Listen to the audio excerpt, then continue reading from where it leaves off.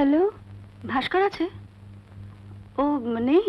আচ্ছা, আপনি কে?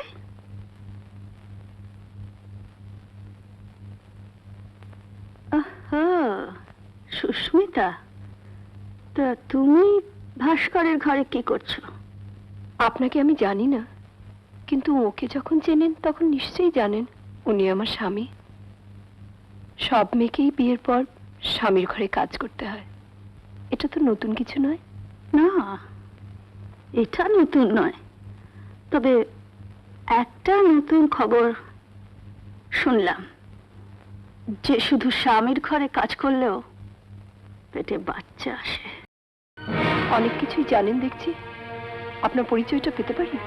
হ্যাঁ, দিতে পারি, কিন্তু আমার পরিচয়টা বুঝতে তোমার একটু অসুবিধা হবে, কারণ তুমি যাকে স্বামী ভাবছো সেই ভাস্কর কখনোই তোমার নয়, সে শুধু আমার।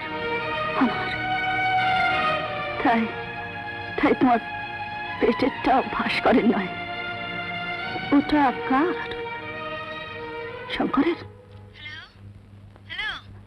হ্যালো হ্যালো,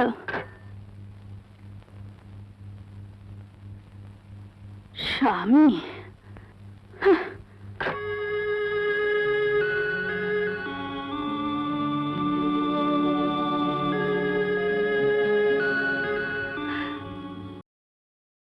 একটা পথ আমাকে বার করতেই হবে, যেভাবেই হোক।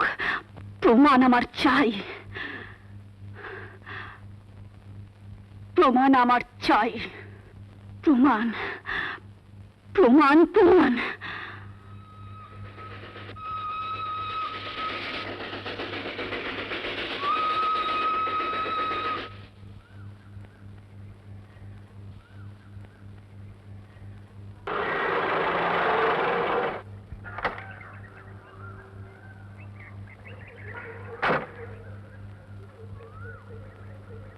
আচ্ছা, এটা কি বিমল মুখার্জির বাড়ি? আগে হ্যাঁ। উনি বাড়ি আছেন? না, উনি একটু বেরিয়েছেন, ফিরতে দেরি হবে। ও, আপনি কোত্থেকে আসছেন? কলকাতা থেকে। কলকাতা? আপনি আপনি আমায় চিনবেন না, আমি আমি সুস্মিতার হোস্টেলের বন্ধু।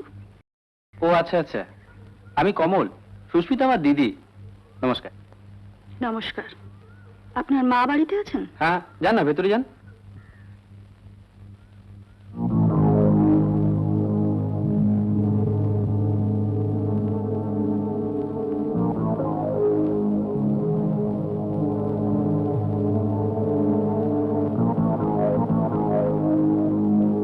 আপনি? নমস্কার, আমার নাম মিত্রা। আপনাকে আমার একটা কাজ করে দিতে হবে।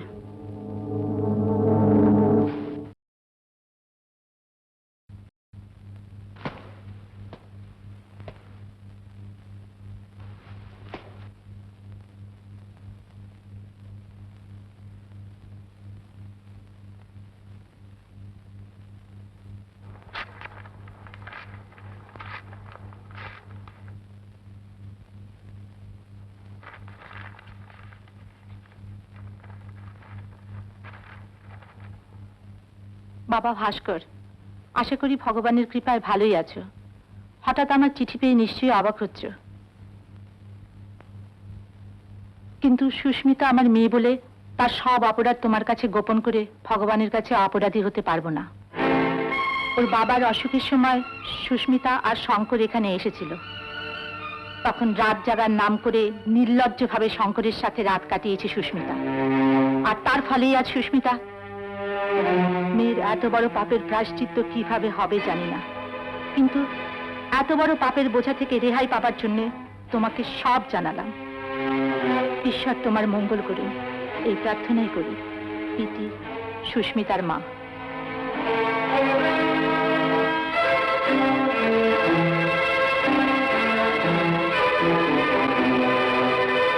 এসব এসব কি বলছিস ভাস্কর?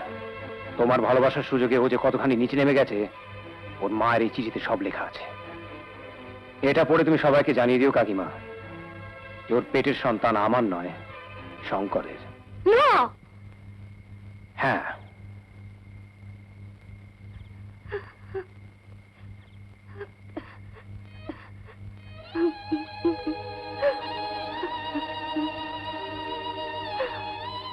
আমাকে এত বড় শাস্তি দিতে পারলি? আমি যে তোকে বড় ভালোবাসতাম রে, আমি যে তোকে বড় ভালোবাসতাম। মিথ্যে, সব মিথ্যে। বিশ্বাস করো মামনি। খবরদার, খবরদার, আমাকে ওই নামে তুই ডাকবি না।